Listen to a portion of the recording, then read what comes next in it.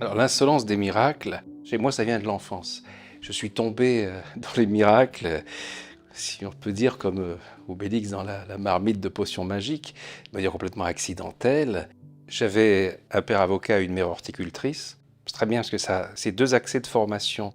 J'ai un esprit très, juridique, très, carré, mais pas prisonnier de ce carcan-là. Simplement, j'ai un besoin de rationalité, justement, d'un cadre rationnel pour étudier ces phénomènes qui dépassent l'entendement, sans en être dupe ni réfuté a priori.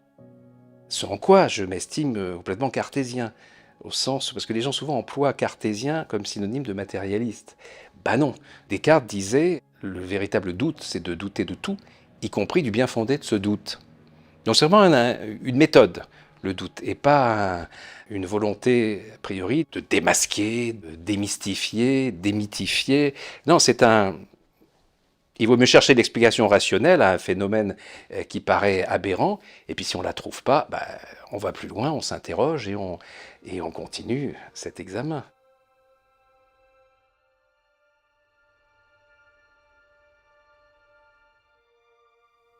C'est une jeune bergère illettrée, Bernadette Soubirous, qui en 1858, alors qu'elle va chercher du bois dans une grotte, a une apparition lumineuse qui lui parle dans son patois pyrénéen, et qui lui fait découvrir une source. Donc il y a plusieurs apparitions, et puis elle en parle tout de suite, il y a toute une enquête et un véritable procès d'interrogatoire des gendarmes, des procureurs et tout ça, qui va aboutir à un dossier très, très fort de la part de cette fille qui ne varie pas dans son discours et se présente sous le nom Immaculada Concepción. Et l'Immaculée Conception, c'est un terme tout neuf que vient d'instaurer l'Église, personne ne le sait, en tout cas à son niveau, elle, c'est considéré par le curé tout ça comme un indice assez fort d'une véritable apparition mariale. Et puis après, bah, il y a les faits, c'est-à-dire que les gens se mettent à accourir et les premières guérisons arrivent tout de suite. C'est une femme qui a la main complètement paralysée depuis elle est tombée d'un arbre, qui met la main dans l'eau et voilà, la main bouge à nouveau. C'est un enfant, un bébé qui n'a aucune croissance, qui est voué à mourir. Et là, tout à coup, bah, après un bain dans l'eau froide à 12 degrés, hein, il en sort en pleine forme et donc, après cette apparition, donc, et après ces premières guérisons spontanées, spectaculaires, en moins de 9 mois, ces 7 premières guérisons, Bernadette subit un culte insupportable pour elle. Il y a 2 gamines un jour qui sont quasi aveugles et paralysées, qui s'accrochent à elle, guéris-nous, guéris-nous, et qui tout à coup se prétendent guéries. Elle m'a guéri, elle m'a guéri. C'est insupportable, tout le monde se jette sur elle alors qu'elle dit je n'ai guéri personne, je n'ai rien fait. Elle s'est toujours considérée comme une simple porte-parole de cette belle dame identifiée comme la Vierge, grâce à qui elle a fait connaître cette source, point barre.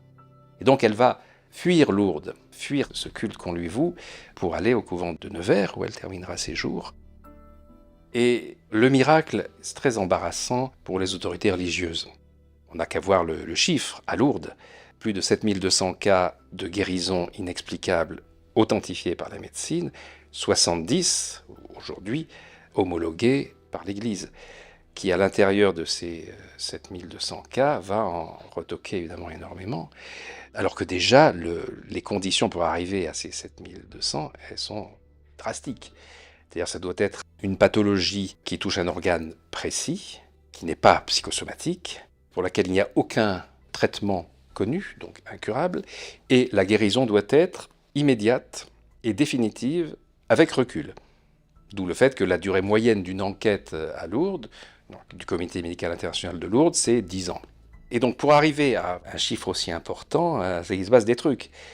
Et en plus, d'après les calculs, ce que me disent les médecins du comité de Lourdes, il y a 10% des personnes à peine qui ont eu un phénomène de rémission ou de guérison spontanée qui vont le déclarer au bureau des constatations médicales de Lourdes.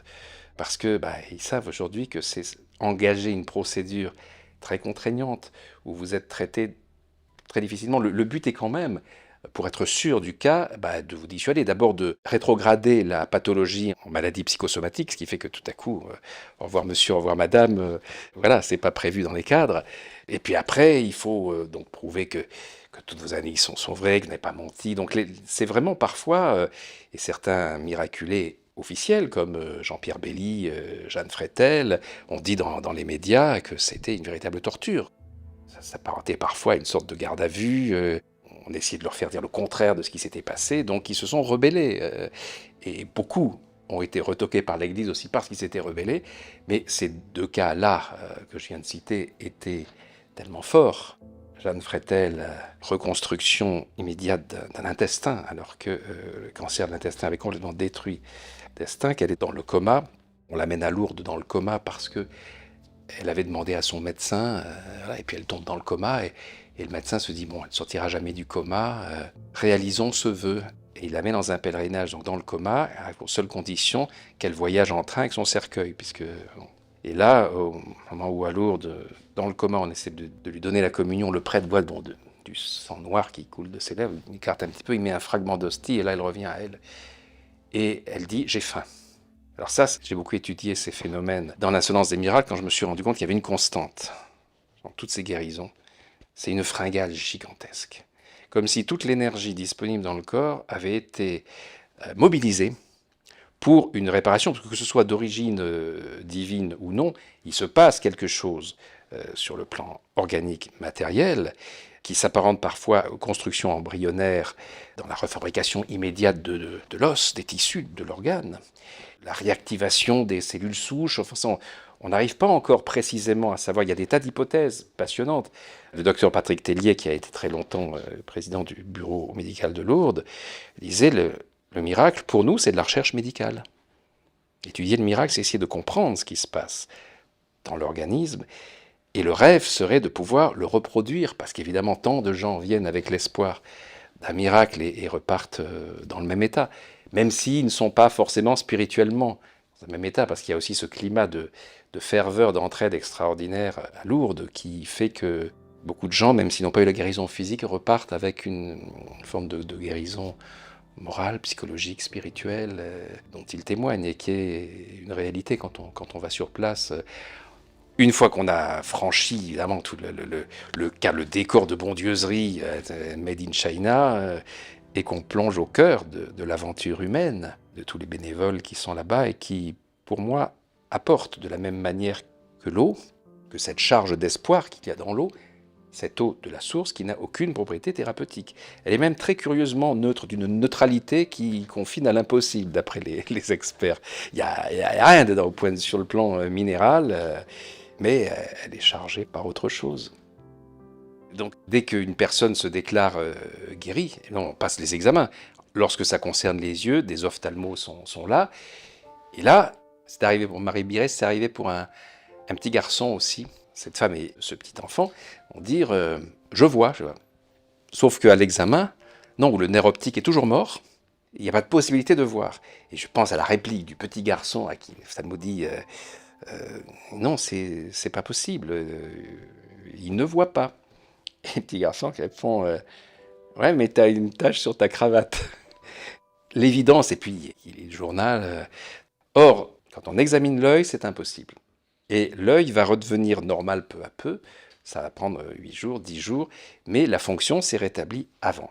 Alors après, bon, je n'ai pas la réponse. Qu'est-ce qui se passe? C'est un corps éthérique qui a l'information visuelle qui est revenue en premier et qui envoie cette information au corps physique, lequel va petit à petit reconstituer l'organe censé recevoir ces informations de manière directe.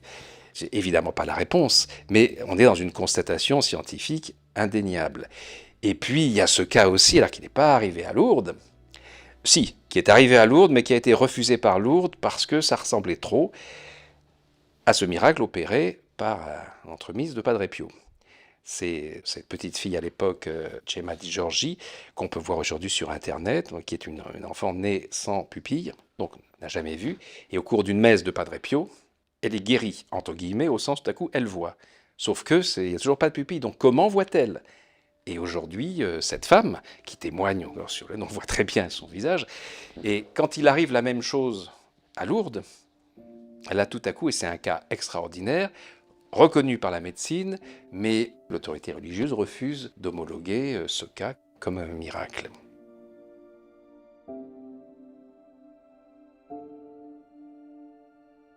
Padre Pio, c'est un laboratoire vivant. Il y a certains êtres humains, ils sont comme ça. Cet homme, toute sa vie, aura une température corporelle de 47 degrés. Apparemment, c'est le seul. Hein. On n'a pas, enfin, en tout cas, là, c'est mesuré. Il est mort en 1968. La science était tout à fait en mesure d'attester l'état de son physique, la manière dont il y restait des mois sans manger et sans boire, en travaillant tout le temps, en dormant 2 heures par nuit, et en perdant du sang, une tasse par jour de par ses stigmates. Et l'Église l'accusait de simuler les stigmates, comme si c'était possible. Ces plaies qu'il cachait dans des mitaines et tout ça. Et voilà, tout ce sang était recueilli, ce sang a été analysé, ça n'est pas son groupe sanguin en plus. Donc on se dit, oui, ben il a pris le sang d'un autre pour se faire des faux. Non, ce sang-là, à l'analyse, c'est un sang du groupe AB, comme celui trouvé sur le linceul de Turin, et comme celui trouvé sur tous les grands miracles eucharistiques où les hosties se mettent à saigner. Certains diront coïncidence quand ils ne peuvent pas dire qu'il y a supercherie, parce qu'on voit très bien quand il y a supercherie ou pas, dans les statues ou les hosties qui saignent. C'est facile, où il y a une pompe, un réservoir, une télécommande, un trucage à l'intérieur. Donc il faut arrêter avec le truc, c'est pas, c'est bidon. Non, c'est bidon ou ça ne l'est pas. Et on le voit très vite. Donc les fois où il y a pas tous ces accessoires de supercherie, eh oui, il y a autre chose. Et le fait que ce sang-là soit ce groupe lié apparemment à la figure christique a évidemment du sens. Donc Padre Pio a ces conditions déjà d'état physique assez particulier. Il a en plus un don de bilocation, c'est-à-dire d'être dans plusieurs endroits à la fois, attesté par des témoins tout au long de sa vie dans les endroits différents. Je pense notamment à des plus spectaculaires et j'allais dire rigolo, parce que l'humour de Padre Pio, qui est un humour assez brutal, assez corrosif, va s'exercer toute sa vie. Et un jour, il y a le général Cadorna, qui est un chef d'état-major qui vient d'être limogé après une défaite terrible en Italie, et s'est enfermé dans son bureau, a pris un pistolet et s'apprête à se suicider, voilà, parce que son honneur était perdu. Et à ce moment-là, la porte s'ouvre et il y a un moine sur robe de bure qui arrive et qui dit non, faites pas ça, général, d'autres choses vous attendent, vous êtes fait pour autre chose. Et il ressort. Le général pose le pistolet, c'est quoi ce truc? Et il se précipite, il y a 2 gardes à la porte, et il leur dit mais c'est qui ce type qui rentrait? Il n'y a pas eu de type, il n'y a personne. Et dans le même temps, le Padre Pio était dans son couvent, les autres, on savait qu'il était là. Mais les années plus tard, il est devenu célèbre, et le général le reconnaît dans une photo dans le journal. Il dit, mais c'est le moine venu de nulle part qui rentrait pour m'empêcher de me suicider. Et il se précipite au couvent de San Giovanni Rotondo, couvent de Padre Pio, son confessionnal, et il s'approche, il dit, mais, et Padre Pio lève les yeux et dit, ah, alors général, on est passé à 2 doigts du drame, hein, vous m'en avez fait voir. Donc là, tout à coup, on est dans un des cas avérés de cette bilocation, et puis un pouvoir de guérison qui est spectaculaire et qui continue à titre posthume aussi, il continue d'apparaître, y compris sur des photos. Un rationaliste qui tient à ses positions a intérêt à fuir toute lecture sur Padre Pio et tout témoignage. Alors, après avoir été vilipendé, sali par les autorités religieuses, l'Église l'a récupéré. Ensuite, il faut dire que Paul VI, Jean Ier va rétablir les choses, et surtout Jean-Paul II qui va le faire béatifier, canoniser à une vitesse express. Et parce que lorsqu'il était tout jeune prêtre, il avait entendu parler de ces extraordinaires dons de guérison de Padre Pio, et lui avait parlé de sa meilleure Jean-Paul II, donc bien sûr pas encore pape à l'époque, Carlo Wojtyla, avait dit à Padre Pio, mon ami, madame telle, se meurt d'un cancer en phase terminale, priez pour elle, est-ce que, voilà, je la recommande à vos prières, et le lendemain, elle n'a plus rien, il n'y a plus de cancer, il n'y a plus de métastase, il n'y a plus... Donc évidemment, quand Karol Wojtyla devient Jean-Paul II, une des premières actions, c'est justement la procédure pour canoniser Padre Pio. Et donc, on exhume le corps. Et là, le corps est totalement incorrompu. Et plus que ça, c'est-à-dire que la peau est souple, aucune rigidité cadavérique.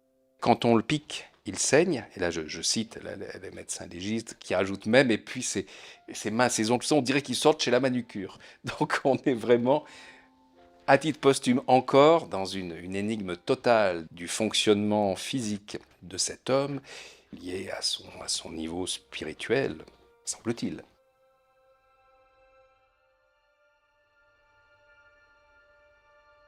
Alors, Charbel Maclouf, c'est peut-être le personnage qui illustre le plus ce concept qui m'est cher, qui est l'insolence dans les miracles, c'est-à-dire le côté provocateur, évidemment pour une bonne cause. Et là, on est dans le cas d'un ermite, petit bonhomme qui, toute sa vie, est passé inaperçu, qui meurt en 1899, après vraiment une vie d'ermite au couvent d'Anaya, à 50 km dans la montagne au-dessus de Beyrouth.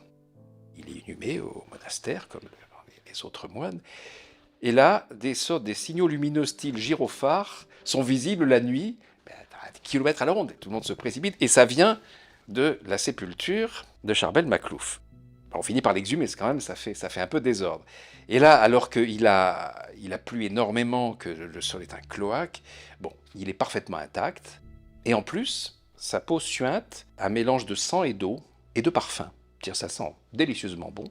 Donc après le phénomène lumineux, on a le phénomène olfactif, et ce phénomène de sudation qui ne s'interrompra jamais.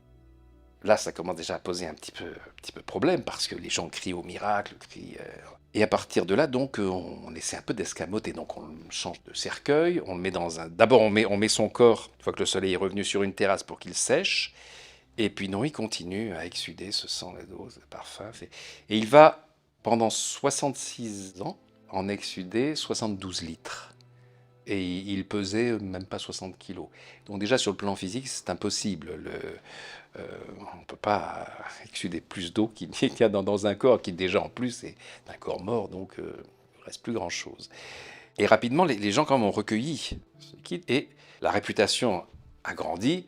Ce liquide est miraculeux, c'est-à-dire ça guérit les gens. J'ai vu, je connais une amie qui a été guérie enfant par un mouchoir de Saint-Charbel.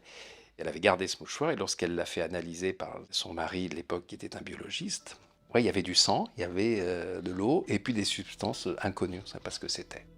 Donc le Vatican dit, il faut arrêter ce truc-là, parce que ça vire à l'idolâtrie.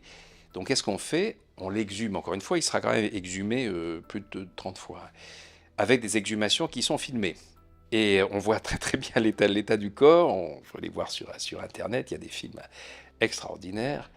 Et là, on les viscère, c'est-à-dire on vide complètement le corps. Dit comme ça, le problème ne se posera plus. On ne sait pas d'où vient ce liquide, mais bon, s'il n'y a plus rien à l'intérieur, et on referme, il continue à exsuder. Alors là, on change encore de cercueil, doublé de parois de chêne, zinc, plomb, tout ça. Et puis, on le cache dans une niche et on cimente.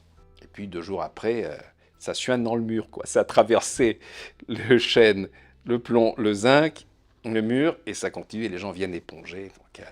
Donc, à tel point, je vous passe les étapes, mais à un moment donné, Rome sent bien que c'est un tel phénomène au Liban que le patriarche va par le canoniser. Donc le Vatican lance la procédure. Et le corps, il est toujours intact, hein, il n'y a plus rien à l'intérieur, et il n'y a aucune décomposition, il continue à suinter. Et du jour où Paul VI béatifie donc officiellement au Vatican Charbel Maclouf, le corps se met à se décomposer à partir de cet instant, comme s'il venait de mourir, d'une manière complètement normale, 66 ans après le décès. Évidemment, on sent une intention. Le côté « coucou, je suis là, demandez-moi, je ne demande qu'à vous aider, qu'à vous guérir, mais encore faut-il me connaître. » Alors, ce qui est merveilleux, c'est que cet homme qui toute sa vie a été un ermite, qui ne parlait quasiment pas, qui travaillait la terre et la prière et les textes religieux et l'humilité, là, tout à coup, tous ces phénomènes tellement spectaculaires sont des appels pour attirer l'attention. Pour attirer l'attention, pourquoi? Pour que les gens le connaissent et puissent le prier. Moyennant quoi, il est devenu le recordman absolu du nombre de miracles qu'on lui impute. On est à plus de 30 000. C'est plus que Padre Pio, qui déjà est quand même vedette mondiale, et c'est partout dans le monde. Et ça continue avec des apparitions d'un humour et des guérisons d'un spectaculaire incroyable. Je pense à Noa El Chami, dans les années 90, cette mère de 12 enfants. Suite à un AVC, elle est paralysée. Et il y a eu, au niveau de l'aorte, c'est pas du tout opérable, on peut rien faire.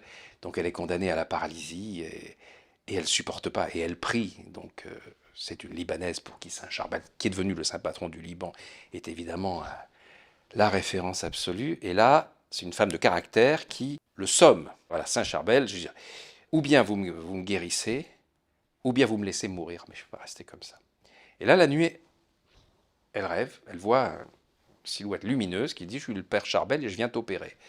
Et bon, il se penche sur elle, et là, plouf, le noir, et elle se réveille le matin, elle réflexe, elle sort du lit, et là, elle se rend compte qu'elle n'est plus paralysée. Elle se précipite devant une glace, et là, elle voit qu'il y a 2 cicatrices de 12 cm chacune sur son cou. Appelle le médecin, tout ça. Le médecin dit « Mais qui vous a opéré ?» Elle a été opérée. Elle n'est plus paralysée.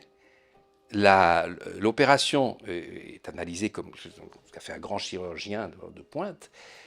Juste un petit détail étrange, ce sont ces grandes cicatrices recousues avec du fil, mais un fil assez particulier. L'origine en est inconnue, je ne sais pas ce que c'est. Et en plus, c'est un fil à 3 extrémités. Et les 3 extrémités ont été utilisées pour recoudre.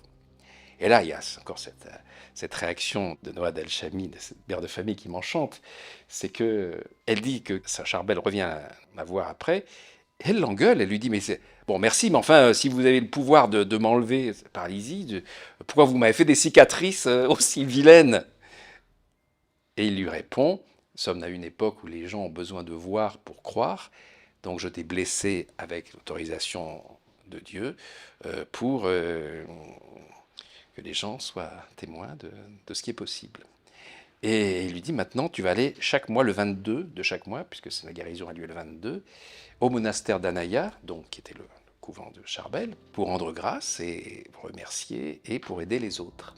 Ce qu'elle fait, alors au début il y a la famille et les amis, et après ça devient un lieu de pèlerinage énorme, avec des guérisons à l'appel, et puis elle est utilisée, elle est toujours vivante, hein, elle a 80 ans à peu près, et le 22 de chaque mois, les plaies se rouvrent et elle saigne du sang qui n'est pas son groupe sanguin. C'est le groupe de sang de groupe AB, comme d'habitude dirais-je. Et puis, il y a des anecdotes complètement vérifiées, hein. Je ne parle que de cas authentifiés, documentés, dont on est certain.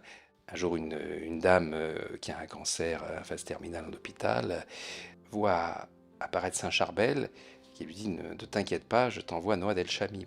Et Noa El Chami, elle reçoit une adresse en dormant, et le lendemain, elle va à l'hôpital demander telle personne dont on a eu le nom, et c'est la patiente en question. Et donc, elle impose les mains, et bon, semble-t-il, Charbel agit à travers elle, en tout cas, le cancer disparaît. Donc, des cas comme ça, il y en a tout le temps. Elle est invitée au Mexique, où Saint Charbel est une star absolue, pour une messe dans un stade et tout ça. Et puis, voilà, elle va guérir la sœur du maire de Mexico. Donc, si vous voulez, cette aventure d'une insolence d'autant plus forte qu'elle émane de quelqu'un de si discret de son vivant, quelque chose que j'avais à cœur de transmettre parce que ça fait du bien. Et ça fait du bien qu'on soit croyant ou pas. Parce que l'histoire humaine est aussi belle que l'histoire divine, si vous voulez.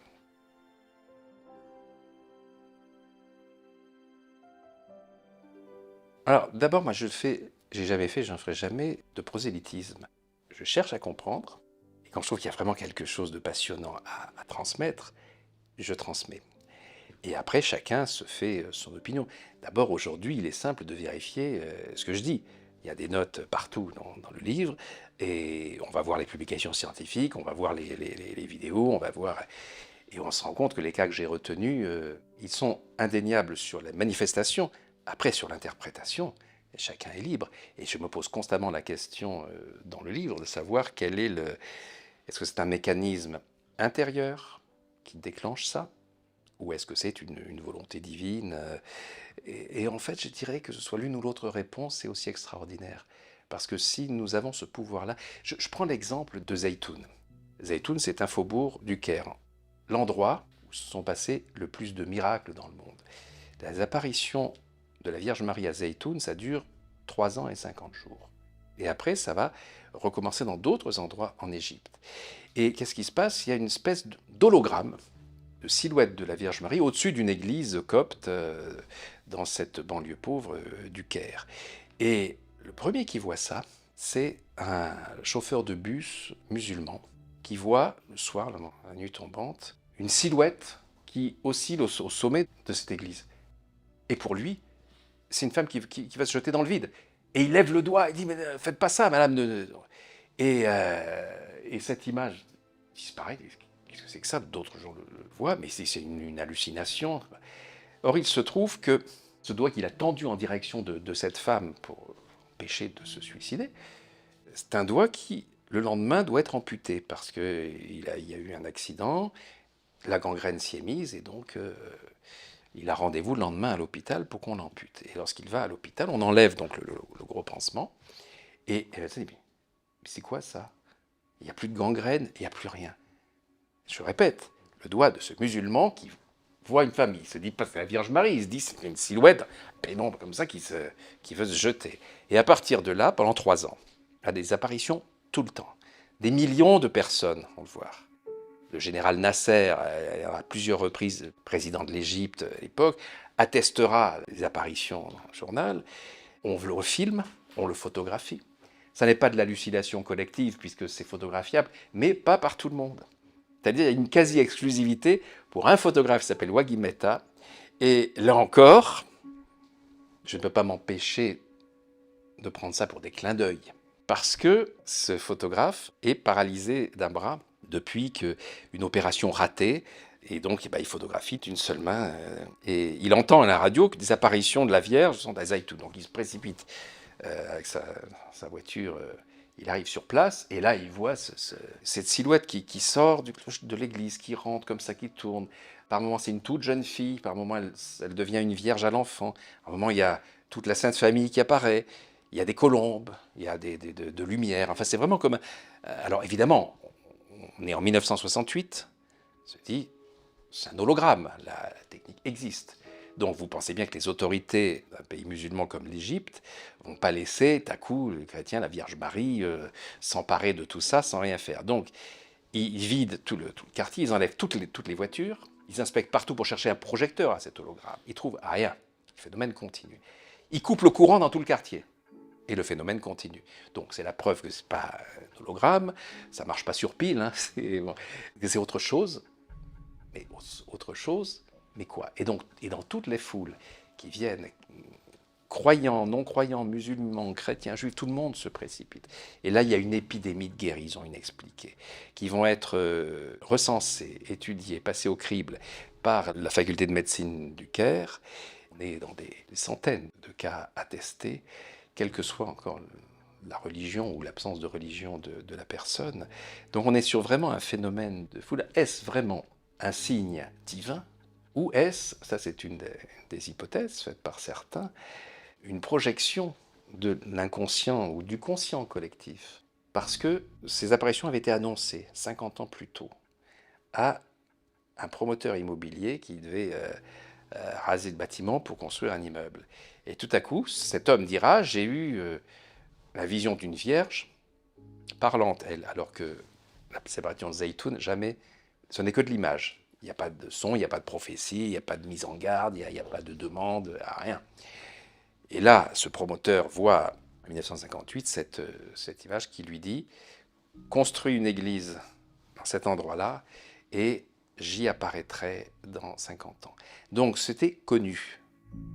Et par rapport à la détresse des chrétiens d'Orient, souvent persécutés, est-ce que cet espoir, cette attente aurait fabriqué une sorte d'épure qui aurait créé cette image extérieure? C'est une des hypothèses, et elle est très intéressante, parce que ce dont on est sûr, ce sont les manifestations qui sont la conséquence de cette apparition. En l'occurrence, toutes ces guérisons inexpliquées, de cancer en phase terminale, de paralysie, de cécité, comme à Lourdes, en pire, si je puis dire. Et on est quand même dans toujours cette hypothèse, qu'est-ce qui agit? Est-ce que c'est vraiment cette force divine ou est-ce que ce sont des capacités insoupçonnées en nous qui sont déclenchées, boostées par l'idée que ce puisse être possible? Donc, que ce soit du vrai divin ou de l'humain poussé à sa quintessence, ou l'une rencontre des deux, on ne sait pas. Et qui peut se permettre de trancher?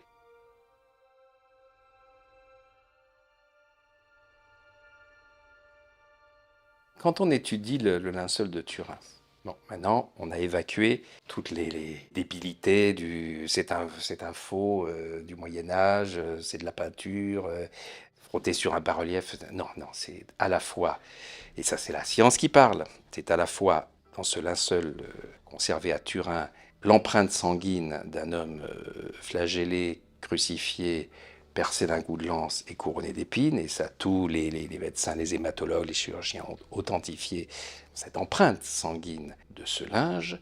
Et en plus, il y a une image de ce corps qui est l'équivalent d'un négatif photo, et cette image est composée d'une roussissure des fibres sur 40 microns, 40 micromètres, donc c'est pas l'épaisseur d'un cheveu.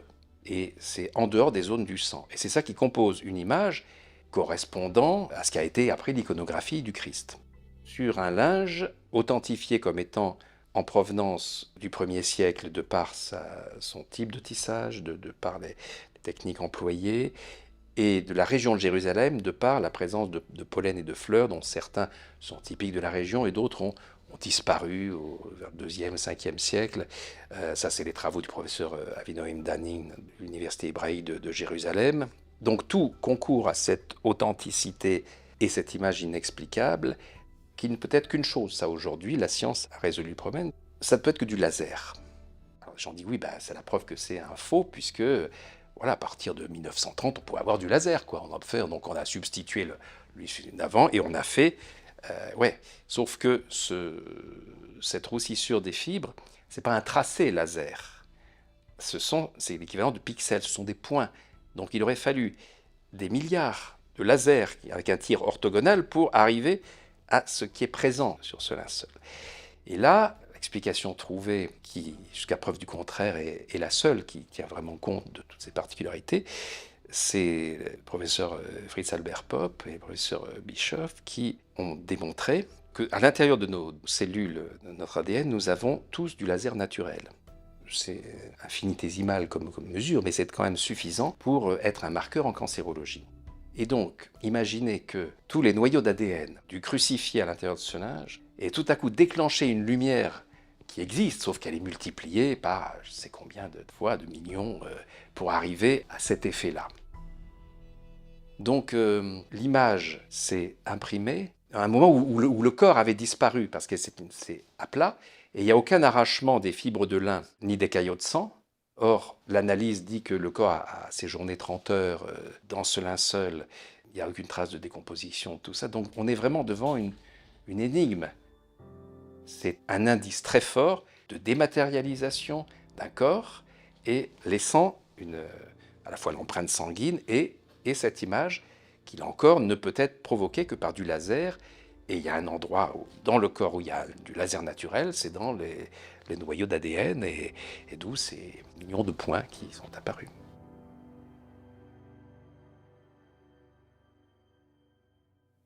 Alors, on a deux linges, aussi inexplicables l'un que l'autre. On a le linceul de Turin, qui est un linge de mort, avec un phénomène qui s'est produit dans le tombeau, aucun témoin. Et puis on a, en 1531, à Mexico, l'apparition devant témoin, sur la tunique d'un Indien aztèque, d'une image de la Vierge, en plein jour. Cet Indien avait dit avoir une vision d'une belle dame, il s'appelle Tlacoatzin. On l'a rebaptisé Juan Diego. Les colons espagnols, on est pendant l'occupation des Espagnols, donc les colons, en évangélisant la population, donc ils l'ont appelé Juan Diego. Et il voit une apparition d'une grande dame lumineuse qui lui dit « Tu vas aller trouver l'évêque de Mexico », et elle lui parle dans son dialecte aztèque, le nahuatl.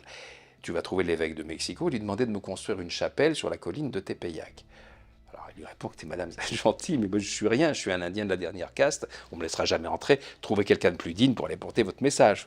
Et elle insiste, elle amène en 3 jours. Et lui dit, va trouver l'évêque et apporte-lui des roses. Alors on est au mois de décembre, donc des roses. Et puis elle montre un bosquet et il découvre, il y a des roses rouges magnifiques. il les cueille, il les met dans sa tunique, et ben, il finit par aller voir l'évêque, toc toc à la porte. Je viens voir, alors d'abord, on ne va pas le laisser entrer, et puis on voit ces roses-là qu'il vient apporter à l'évêque. Il se trouve que ces roses sont ses roses rouges préférées de sa propriété à Madrid, des Sevillanas magnifiques. Et donc, on finit par le laisser entrer, et il va déposer ces roses, donc prises dans sa tunique. Et là, au moment où il dépose les roses au pied de l'évêque qui était avec d'autres personnes, l'évêque tombe à genoux, parce que vient d'apparaître sur la tunique une image de la Vierge Marie. Alors on peut dire c'est un beau récit, belle image d'Épinal, sauf que ce linge-là, eh ben, il est toujours là depuis 1531. À la différence du linceul de Turin, il n'a jamais disparu. Il a été étudié, lui, bon, il y a eu une enquête de l'Église espagnole qui a duré une vingtaine d'années sur l'authenticité ou non de ce linge, de cette apparition. Et puis le côté un petit peu suspect quand même, parce que la colline de Tepeyac, sur laquelle cette apparition avait demandé qu'on lui construise une église, c'est la colline sacrée de la déesse Tonantzin, qui était l'équivalent de la Vierge Marie chez les Aztèques. Donc là, l'idée que cet Indien, bon, il veut faire repartir le culte qui a remplacé celui de la Vierge Marie. L'Église le vit mal, ça aussi. Mais ce qui se passe d'encore plus extraordinaire, c'est que ce dessin qu'on peut voir aujourd'hui à la basilique de Guadalupe, 13 millions de visiteurs par an, donc c'est pas de la peinture, le prix Nobel Richard Kuhn a fait son expertise, ce sont des pigments inconnus sur Terre, on ne sait pas ce que c'est. En plus, c'est une image imprimée recto verso sur un tissu d'agave, un tissu complètement lâche, irrégulier, et qui en plus tombe en poussière au bout de 20 ans. Toutes les répliques qu'on a fait à l'époque sur le même tissu de cette image sont tombées en poussière 10 ou 20 ans. Et là, cette tunique-là est totalement dans un état de fraîcheur absolue. Et cette impression recto-verso, déjà, elle est pas possible techniquement. Et pourtant, de loin, vous voyez, oui, c'est une peinture d'une Vierge Marie, je dirais, un peu classique. Sauf que si sa tenue correspond à celle des jeunes juifs du 1er siècle, les broderies sur la tunique de cette image sont des symboles aztèques. Et donc le message, il est le même pour les chrétiens que pour les aztèques. Message d'amour, d'intercession, de vivre ensemble, comme on dit aujourd'hui.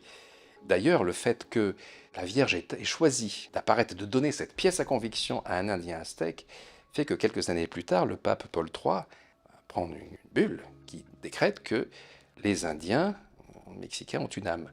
Sympa pour les autres. On est vraiment... Donc il ne faut plus les tuer. Là, parce qu'ils étaient si mal traités par les colons qu'on serait arrivé à un bain de sang. Ils étaient au bord de la révolte. Donc cette apparition a eu un but humanitaire dans l'immédiat.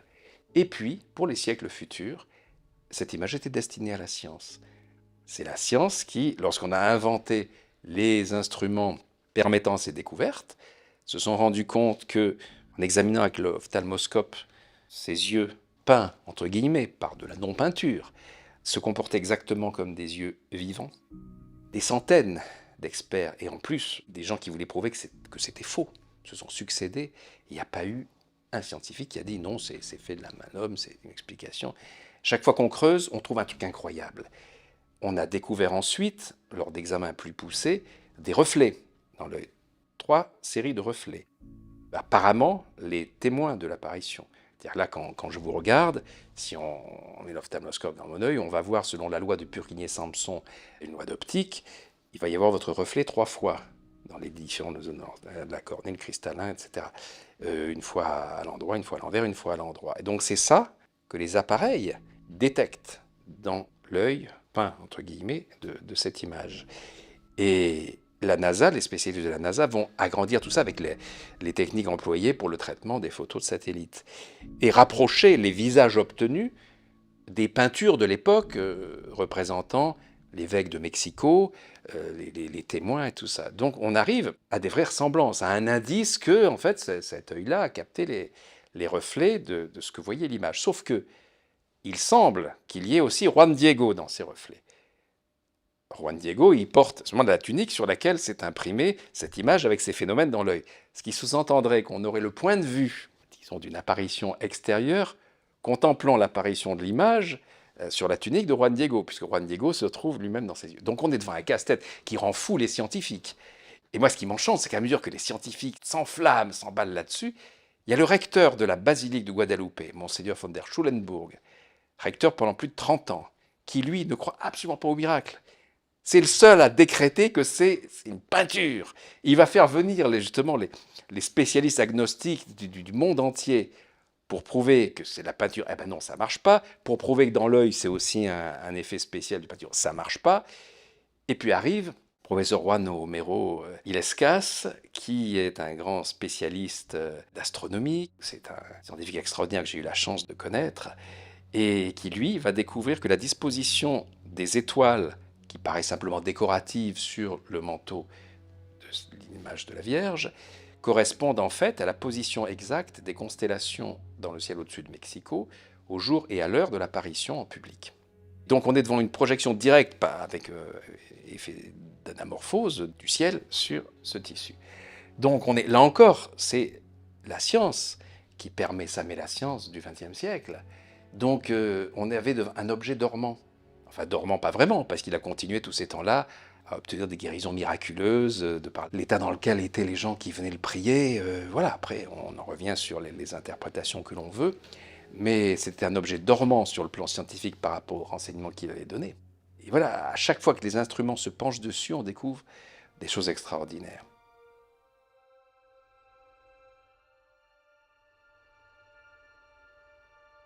Yvonne Aimée de Malétroit, cette héroïne de la Résistance, décorée 6 fois, dont la Légion d'honneur par le général de Gaulle pour son héroïsme pendant la guerre, cette mère supérieure du couvent de Malétroit en Bretagne, qui a toujours eu cette clinique extraordinaire, toujours en activité à Malétroit aujourd'hui, qu'elle avait construite, dans laquelle, lorsque les Allemands réquisitionnent le couvent, elle est obligée de recueillir les prisonniers allemands, de les soigner. Elle les soigne, sauf qu'en même temps, comme elle est chef d'un réseau de résistance, elle planque au nez à la barbe des Allemands les maquisards, des parachutistes anglais, des juifs. Alors déjà, c'est un exploit extraordinaire. Comment elle a fait? En plus, son héroïsme ne s'arrêtait pas au niveau, je dirais, ordinaire de l'être humain. Cette femme, comme Padre Pio, dont elle est contemporaine, avait le don de bilocation. On la voyait sur plusieurs champs de bataille à la fois, aider les blessés, remonter le moral, même dans un sous-marin. Au moment du sabordage de la flotte de Toulon, des gens la voient dans le sous-marin apparaître alors que ce sous-marin avait refusé le sabordage et tenté de s'échapper de ce champ de mines qu'il y avait tout autour. Et une mine heurte la coque, le commandant est blessé, et elle apparaît pour diriger la manœuvre. Dans le même temps, elle est dans son lit à Malétroit, et avec des témoins. Et des phénomènes comme ça, avec les témoignages des deux côtés, il y en aura 136, attestés par l'enquête de l'abbé René Laurentin et du docteur Patrick Maheo. Je précise que l'histoire du sous-marin ne figure pas dans les 136 cas parce que, à cause du secret militaire sur ce qui s'est passé en 1942, on n'a pas le témoignage direct des marins à bord. On a le témoignage indirect de la femme, de la mère d'un tel comme ça, à qui il a raconté, on a vu une bonne sœur apparaître là. On n'a pas le témoignage direct sur le point B de l'apparition. Sur le point A, on a le témoignage direct des sœurs, des médecins, qui voyaient Yvonne Aimée couchée inconsciente dans son lit. Son corps, ses vêtements et les draps étaient gorgés d'eau. Et c'était de l'eau salée. Donc là, on n'a que ces témoignages-là en direct. Donc, il ne figure pas dans les 136 cas de bilocation, parfois de trilocation. Je pense à la trilocation, le jour où elle est torturée en 1943 au siège de la Gestapo à Paris. Elle a été arrêtée sur dénonciation comme résistante. Elle est torturée par un Français, comme ça arrivait malheureusement à la Gestapo. Et dans le même temps, son bras droit, son fils spirituel, Paul Labutte, avait su, parce qu'elle avait laissé tomber, en étant arrêtée, un message en disant « suis chez cousine Germaine » qui voulait dire « arrêtez ». Bon, ce message est trouvé et voilà, il est prévenu. Il est en Normandie, il se précipite à Paris en train. Il prend le métro, il ne sait pas où elle est. Et là, dans le métro, elle lui apparaît. Elle lui apparaît en civil, au milieu de la foule. Et il lui dit, mais vous êtes là, vous avez pu... Il la voit au milieu, comme si elle était montée dans la rame. Et il la touche. Elle est là. Il dit, mais vous vous êtes évadé. Elle dit, non, non, non, je suis en train de te torturer. Mais il faut prier pour moi très fort, sinon je vais être emmené en Allemagne ce soir et je ne reviendrai pas. Donc priez pour moi très fort. Et elle disparaît. Dans le même temps, elle apparaît sur un navire hôpital qui s'appelait l'Eridan de la Royal Navy. L'équipage de marins bretons voit une sœur, donc la tenue des Augustines, Alors que ce navire est bombardé par l'ennemi, cette sœur apparaît en nous disant n'ayez crainte, soyez confiants, vous gagnerez, vous ne serez pas blessés, vive la France. Et elle disparaît. Tout ça est en même temps. Et on a le témoignage de son tortionnaire à la Gestapo qui dit « je pouvais lui faire les pires choses ». Puis la torture, le viol, etc. C'est comme si elle n'était pas là. Mais en fait, elle n'était pas totalement là. Donc là, on a vraiment il y a une centaine de cas de ce niveau-là. Et lorsque, après sa mort en 1951, on instruit son dossier pour le Vatican, de tous ces faits, je veux dire que De Gaulle, qui était au courant, évidemment, de tous ces témoignages militaires, le jour où il la décore en 1945 de la Légion d'honneur, il enlève son képi devant elle, il lui dit « Madame, la France vous remercie par ma voix de tout ce que vous avez fait pour elle, votre comportement héroïque pendant la guerre. » Et il ajoute à mi-voix « J'espère que vous n'êtes pas en même temps à Londres en train de vous faire décorer par Churchill. » Donc on est à ce niveau-là de connaissance de son action héroïque, de ce bien extraordinaire qu'elle a fait. Mais lorsque le dossier, les 30 000 documents attestant tout cela et bien d'autres choses encore, arrivent au Vatican, le cardinal Ottaviani, préfet du Saint-Office, refuse ce dossier, clos à jamais. Et il ajoute, il pose ce qu'ils appellent, au Vatican, poser un verrou, c'est-à-dire que jamais ce dossier ne pourra être ouvert. C'est non, pas de béatification, pas de canonisation, et ça ne pourra jamais être ouvert. Sauf si ce verrou est levé un jour. Et pourquoi? Qu'est-ce qu'elle avait fait? À part avoir été dénoncée par satanisme, par un prêtre, pour satanisme, par un prêtre jaloux, du grand n'importe quoi. Il y a une mesure qui est prise à ce moment-là qui n'a jamais été prise pour quelqu'un d'autre. Le cardinal Ottaviani, non seulement refuse le dossier, mais interdit toute publication ayant trait à Yvonne Aimée. À jamais. Et c'est l'abbé Laurentin, prêtre, qui, lorsqu'il découvre ce dossier, trouve ça tellement extraordinaire qu'il va écrire dessus. Donc il se met en danger d'excommunication. Et il va voir le successeur d'Ottaviani, qui est le cardinal Ratzinger, futur pape Benoît XVI. Il lui dit, voilà, je vais publier sur Yvonne Aimée, donc je vais être excommunié. Je ne pense pas que ce sera une bonne publicité pour l'Église. Et là, prudent, Ratzinger lève à titre exceptionnel, titre dérogatoire, cette interdiction pour un livre. Laurentin en publiera 13 sur Yvonne Aimée, avec des scientifiques, des militaires sur ces dossiers extraordinaires. Et c'est grâce à lui que la mémoire d'Yvonne Aimée n'a pas disparu, comme l'Église l'aurait souhaité. Voilà, on est encore une fois devant des réactions comme si c'était dérangeant pour le Vatican qu'une femme fasse les miracles de Jésus. Donc on est sur des phénomènes très complexes, d'une insolence et d'un humour moi, qui m'enchante, et qui posent des questions essentielles, des questions de sens. Mais le but, c'est pas de nous humilier avec des phénomènes qui nous dépassent. Le phénomène qui nous dépasse, il est là pour nous aider à grandir, nous aider à réveiller des pouvoirs qui sont en nous. Déjà des pouvoirs de compréhension, de discernement, d'action par l'amour, par l'empathie, d'action sur soi-même, d'action sur les autres. Et en fait, on en revient au message, un des messages essentiels de Jésus. Quand les apôtres lui disent « Mais comment fais-tu tous ces miracles guérir les gens, marcher sur l'eau, comment tu fais ça ?» Et Jésus répond simplement « Priez, jeûnez, et vous ferez les mêmes choses que moi, et vous en ferez même de supérieurs. » Sauf que ça, il n'y a jamais un prêtre qui développe ça dans une homélie, à ma connaissance, j'ai jamais entendu. Or, ce qu'il est en train de leur dire, c'est ça. Priez, on a compris. Jeûner, ça veut dire quoi, jeûner? L'extraordinaire dépense d'énergie que la digestion provoque en chacun de nous est une dépense d'énergie qui peut être consacrée à autre chose. C'est ça le sens du jeûne. C'est pas simplement perdre des kilos comme j'aime, les régimes express, etc. C'est destiné à consacrer à autre chose cette énergie. Quand Padre Pio ne mangeait ni ne buvait rien pendant des mois, c'est aussi demander à son corps de pourvoir à l'absence déjà d'apport extérieur d'énergie, donc de réveiller les énergies intérieures, d'attirer les énergies cosmiques. Si on ne veut pas parler de céleste, on parle de cosmique. On pense à Tesla qui explique toute cette énergie incroyable qui est dans le vide de l'espace, qui ne demande qu'à être transformée en énergie libre, et aussi en pouvoir spirituel. Donc l'idée de lorsque on est tout à coup en manque d'alimentation extérieure, en énergie, en calories et tout ça, on réveille d'autres sources d'énergie. Donc je pense que ça, c'est un message essentiel de ces phénomènes-là. Et aussi sur le fait que on ne doit pas s'arrêter à la réalité physique qui nous entoure, qui est déjà un leurre. La science physique nous dit que le monde est une illusion que nous provoquons, que c'est notre regard qui crée le monde. Il y a toutes ces particules qui sont différentes suivant la personne qui les observe.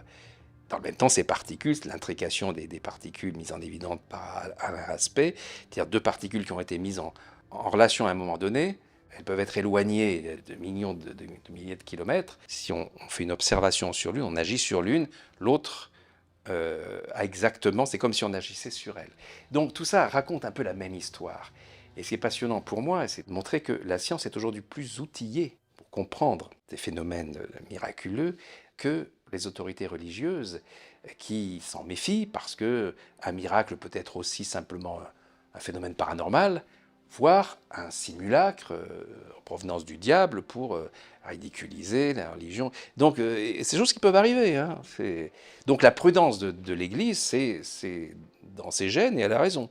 Mais simplement de là à discréditer, à salir les plus grands mystiques comme Padre Pio, Yvonne Aimé de Malétroit, Charbel Maclouf et tant d'autres dont je parle dans le livre, non.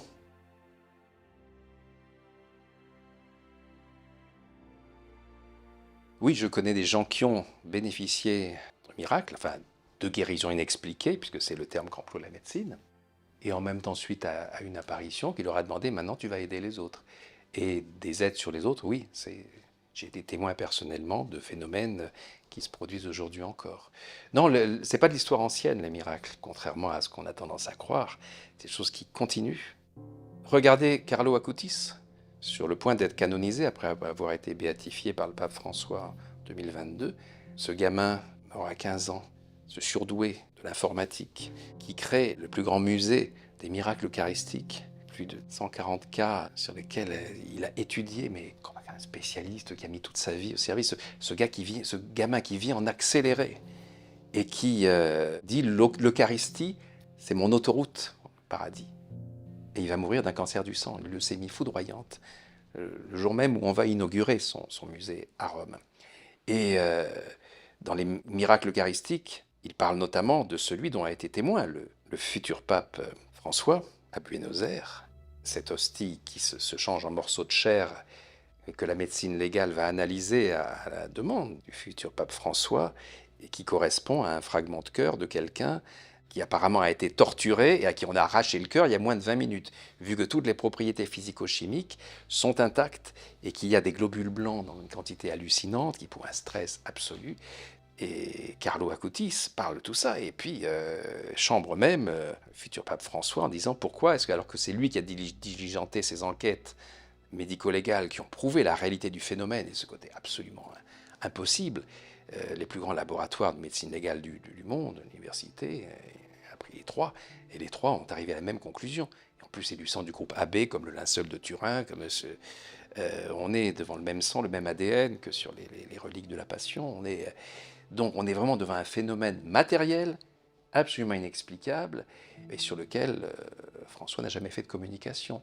Sauf que c'est lui qui a béatifié le petit Carlo, qui sur les réseaux sociaux l'avait quand même bien massacré, et qu'aujourd'hui Carlo, il est récupéré auprès de la jeunesse, c'est le saint geek, c'est l'apôtre du web, et ce gamin extraordinaire est le démenti, j'allais dire vivant, mais ouais, flagrant, du fait que les miracles ne sont pas de l'histoire ancienne. Lui aussi, on l'a exhumé, son corps est intact, et il est aujourd'hui exposé dans son survêt Nike à capuche et ses baskets à la basilique Saint-François d'Assise.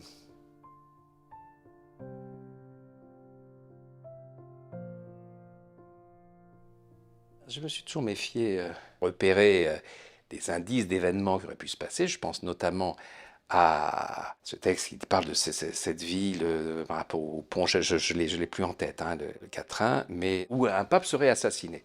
Certains ont identifié Lyon au moment de la visite officielle de Jean-Paul II. Et quand même, la police est allée voir sous les ponts et ils ont trouvé des charges d'explosifs. Donc un attentat contre le pape a été déjoué grâce à cette prophétie. Et ça, je tiens ça de la police, hein, c'est pas... Il n'y a pas eu de communication religieuse excessive là-dessus.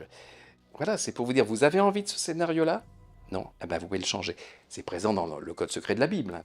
Bon, alors là, ça dépasse ma compétence, évidemment. Mais le fait que tout soit encodé avec des événements, que tout soit annoncé à condition, parce que vous le lisez de gauche à droite, de haut en bas, en diagonale, vous avez des noms des événements qui apparaissent. Et puis, vous avez quelque chose qui vous dit à chaque page, mais cela peut être changé. Donc vous avez des informations. Si vous devenez prisonnier de ces informations, vous les validez. Et ça ne sert pas à ça. Moi, je me suis attaché sur ce qui était porteur d'insolence, de provocation, d'amour, d'empathie, enfin, tout ce qui nous rend meilleurs, plus légers et plus profonds à la fois. Et non pas plus croyants, plus superstitieux, plus... C'est pas cette énergie-là qui m'intéresse. Alors, j'ai aucun mérite, je ne connais pas la peur. Alors attention, en tout cas la peur de la mort, de ma propre mort. J'ai des anxiétés, des angoisses comme tout le monde, mais je ne fonctionne pas à la peur. C'est-à-dire le principe de précaution ou le fait de se soumettre à un événement parce que la peur paralyse ou la peur amène à la résignation, à la fatalité. Ça, non, j'ai des réactions contre ça qui sont purement instinctives, organiques, et je ne sais pas d'où ça vient.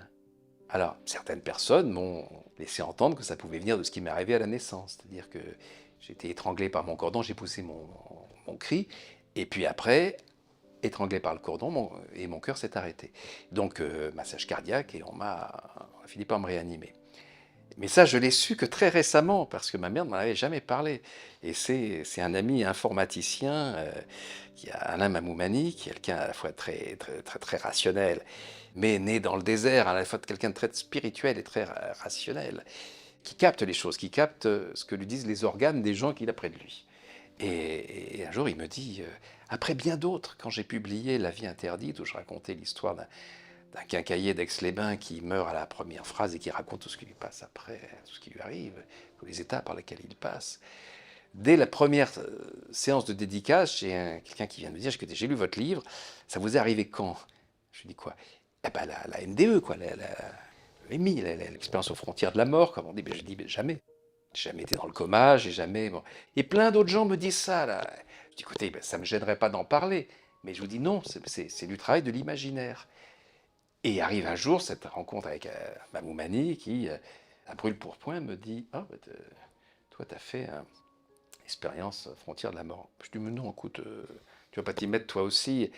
Je m'en souviendrai. Et il me dit, non, parce que c'est dans les premiers instants de ta vie. Demande à ta mère.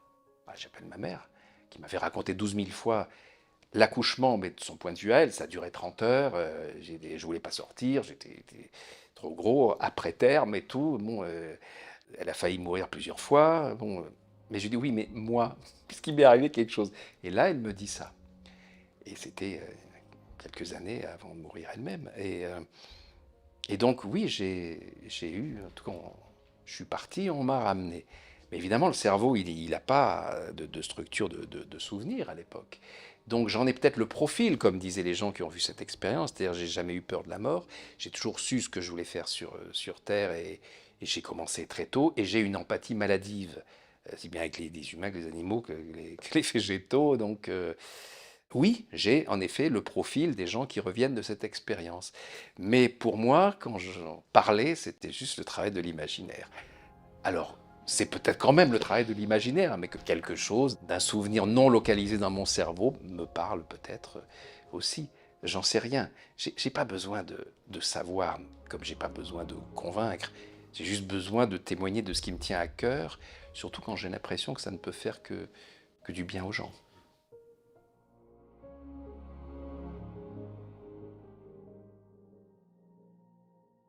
Aller dans la forêt, oui. Déjà, enlacer un arbre en priant ou en envoyant des pensées positives à soi-même ou si on n'est pas croyant, c'est pas le problème.